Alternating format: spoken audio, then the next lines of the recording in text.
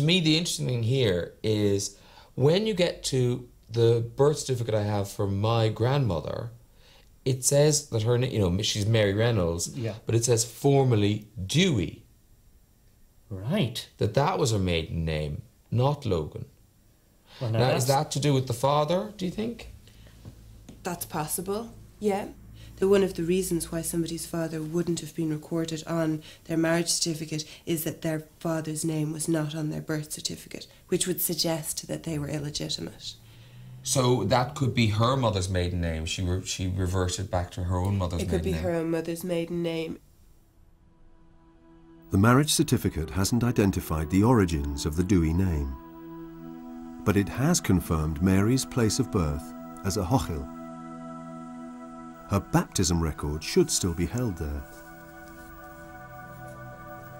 But before he leaves Ballymena, Graham checks the baptism register of Mary's own children. It reveals another secret about her life. So you're looking for Reynolds, obviously. This is Margaret Jane. When was she born? She was born on the 5th of December 1895 and then baptised 30th of January. Hello. That was quite a tight wedding dress. She was so far gone when she got married. There's only a month. A month? That does really shock me, because even now you'd get a bit of a move on down the aisle. My grandmother would have been mortified if she'd known this. That her mother had been 8 months pregnant going down the aisle. Married. Because you know what I mean, my grandmother was so strict. Even my mother would be so mortified. Well, that really is a bombshell. You can't imagine the shame of that. To be 8 months pregnant walking down an aisle. I suppose what I'm thinking about is, good, I'm not the first person to bring shame on the family.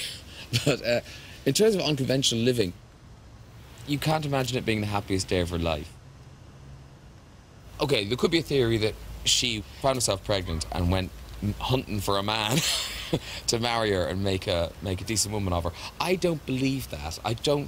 You'd have to be a very nice man to walk someone down the aisle at 8 months. So I'm sure he was the father. Maybe she just stuck her head in the sand. This is the biggest problem imaginable. I'm pregnant, I have no husband, I'm living at home. I've been in that mindset where you just thought, if I just ignore this problem for as long as possible, maybe it'll go away.